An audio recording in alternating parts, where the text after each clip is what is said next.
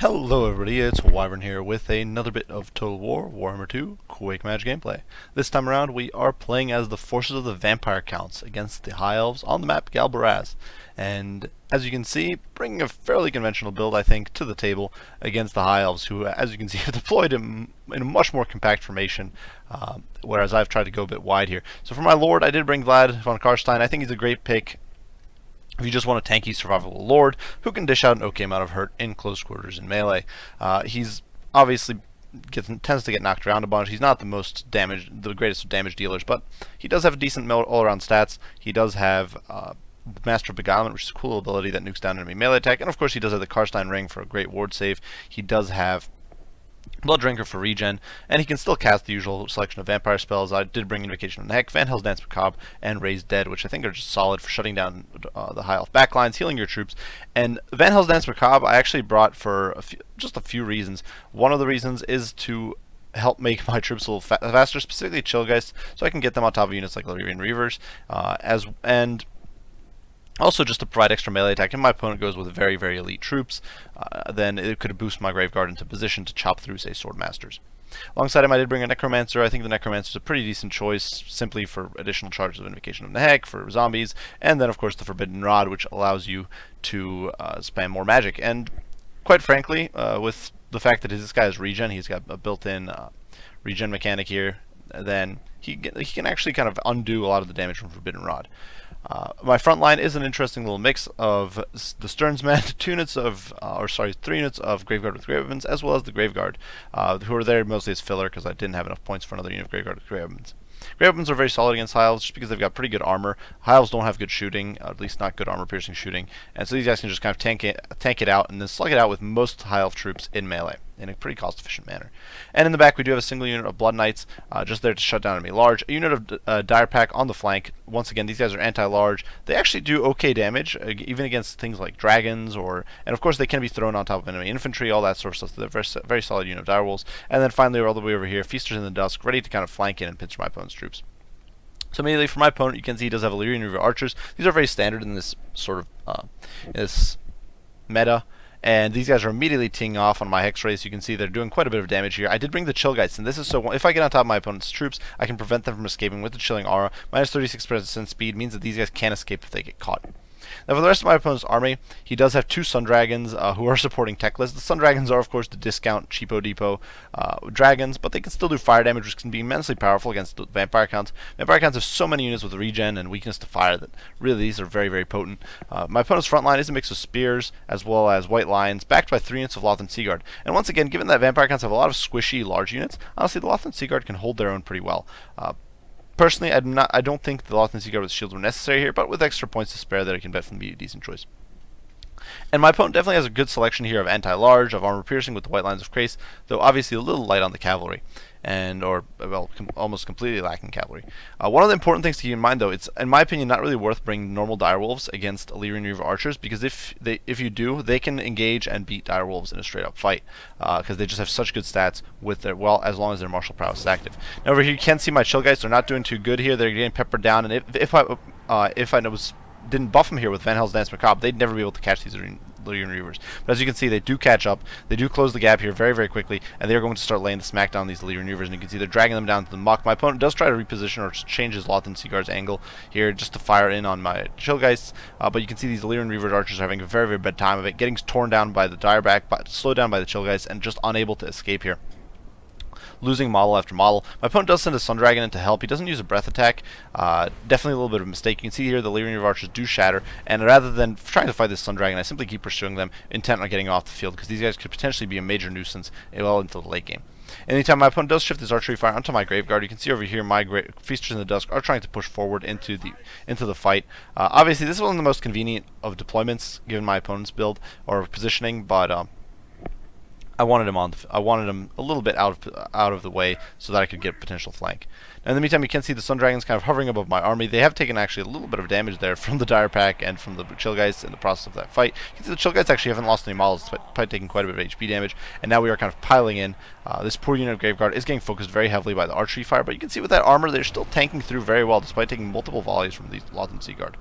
Over here, I do get these Graveguard pushing into my opponent's spears. You can see a nasty breath attack here, roasting my Necromancer, roasting some of the Graveguard, but not really doing enough damage to save these Spearmen who are getting sliced and diced into oblivion. In the meantime, my opponent here is definitely having some problems being so clumped up. He's going to be able to tear through these zombies relatively quickly. As you can see, I'm able to get 2 summons off thanks to the Necromancer as well as Vlad over there. And these Spearmen are not going to hold very well at all against the Sternsmen and against the Graveguard and all those units. Now, unfortunately, I make a huge mistake here and paying attention more to my Micro on the Cavalry than I was to my Necromancer. I allow him to get dove upon by the Sun Dragon. I do believe the Necromancer has a weakness to fire. Actually, it might not, because he doesn't actually have regen. But you can see he's just getting annihilated here by the Sun Dragon. Gets nuked down within a few seconds, and I'm not really able to save him. Over here, Breath Attack on the Sternsmen does roast them pretty horribly. And unfortunately, I do cast an Overcast Invocation of Neck, which was a complete waste. It was really unnecessary. These guys were nowhere near. There was no reason really, because there was no other unit that got affected. These Graveguard did, but they were already doing well against the Spearmen. However, Vlad does debuff the Sun Dragon and starts slugging out. Sun Dragon has very bad armor, and that's something I think a lot of people don't realize. 50 armor is pretty pitiful. Melee defense 44 is okay, but obviously against 66 attack on Vlad, it's not going to do great, and Vlad's just going to be able to lay the smackdown on it. Over here, this Sun Dragon is being forced to rout, fleeing through my troops, trying to get clear of the Sternsmen, though you can see the Dire Pack and the Hex Rates are pressuring it pretty heavily. In the meantime, my Blood Knights are running them up in my opponent's backline. I'm trying to make sure these troops shatter and do not come back. I don't want to be dealing with additional Lothern Seaguard as the game continues. Over here, Great Flock of Doom going down, really melting down my Graveguard. Of course, Teclis has some great ability to cast spells, as this is doing a lot of damage against my blob of infantry here. In the meantime, though, my Chillgeists are pursuing some of the Lothern Seaguard here. You can see my Blood Knights shifting targets and just applying that constant amount of pressure to my opponent's troops. And of course, Spearmen are susceptible to fear and terror. Then you can see here that the Hex Rates are going to be able to buckle them relatively quickly as they surround them and just cause them to collapse very, very quickly here. And it's pretty brutal stuff. Over here, the Sun Dragon is kind of hovering around, but you can see the Sun Dragons are getting brutalized. They don't have the most HP. I do get another Invocation of Nehek off. These fight lines of Grace are getting surrounded and kind of beaten down by this mob of troops. My opponent does land his Sun Dragon over here, but it's not going to be able to do too great. You can see I do pull the Dire Pack in against the Sun Dragon, and it's actually going to be able to chip away at him very quickly just because of that low armor. And the Dire Pack actually has okay stats. They've got 32 melee attack, stacked on top of 14 bonus against large. So they've actually got about a 50% chance of hitting the Sun Dragon. You can see it just gets annihilated here between the Chillgeists, the Blood Knights, and the Dire Pack. Just so much anti-large on the field. Unfortunately, I do allow my Sternsmen to wander off a little bit, but I do start pulling him back here. You can see the Graveguard just holding down the White Lions. White Lions are a decent unit. They can generally beat cheaper units, but they're just not that efficient. I'm personally not the biggest fan of White Lions, but they're definitely a little inefficient here, and they're just not able to slice and dice through the Graveguard fast enough. In the meantime, this poor Sun Dragon does get caught by the Chillgeist. Once it's down to 62 speed, it just can't escape the Dire Pack. It can't escape the Blood Knights or the Chillgeist. It's just going to be stuck here, and it's going to die. Even if my opponent does wipe out these Dire Pack, which is obviously teetering on the edge of collapse with its low leadership, he's just not going to be able to extricate this dragon from the mob of Chillgeist surrounding it. My opponent does have some scattered infantry on the peripheries that I haven't managed to kind of clear through, but these guys are definitely on the weaker end of things. You can see, unfortunately, I'm letting these Graveguard wander off, but it's really not much of a problem, and at this point the game is definitely very much over, as my opponent's army simply shatters at that point. Now, there was a few things I did wrong in this game. I obviously overcommitted my Necromancer way too much. I actually do believe the Dire Pack survived to the end game, despite being so badly mauled. But the Necromancer definitely was a bit of a mistake for me. I guess simply got dove upon by the Sun Dragon and very quickly knocked out, so I didn't get too much value out of him. I never even got to cast the Forbidden Rod, and that was a serious problem for me. I was definitely lacking in Winds of Magic towards the end game, whereas if I had had that Forbidden Rod, I would have definitely been able to heal my Dire Pack, which is so teetering on the edge of collapse there, or perhaps the Chillgeists, who are really pretty beat up. Otherwise, though, this sort of build is pretty powerful against High Elves. Units like Feasters in the Dusk can trade very effectively with Spearmen and Lothern Seaguard and Elf Archers and all that sort of stuff. They're not great against High Elf Cav. You definitely have to be careful about them. But against a lot of the lower-end, squishy Elven troops, and Elves often will bring some of these troops, like Spearmen and Lothern Seaguard, to fight, then Feasters in the Dusk can perform very well. Graveguard with great weapons, and Sternsmen are all decent choices. I'm personally a big fan of Graveguard with great weapons, but I didn't want to give a shot to Sternsmen. I know Sternsmen are a very popular pick for a lot of players. Personally, I'm not the biggest fan of them because they're very expensive, but they're definitely tanky. They're very, very, very survivable, and just lock down a flank and hold it for all eternity. Chillgeists, I've actually been finding, are a very effective pick against High Elves. High Elves do potentially have a decent selection of magic, But you will generally see, if you see Teclis, for example, he doesn't have the best of spells to deal with them. Generally, the spells needed to counteract Chillgeists don't appear on the field, so you can usually just kind of get away with it. The main risk is, of course, I do believe the Phoenixes, or at least the I do believe Frost Phoenixes have caused magical damage. So you have to watch out for the few units that occasionally do magical damage. Flaming Sword of Ruin obviously can come down from Teclis potentially, so you got to watch out for things like that. But otherwise, Chillgeists are absolutely brutal. They can definitely tank very effectively. Their own magical attacks bypass enemy armor or enemy physical resist, which Elves have on a lot of units.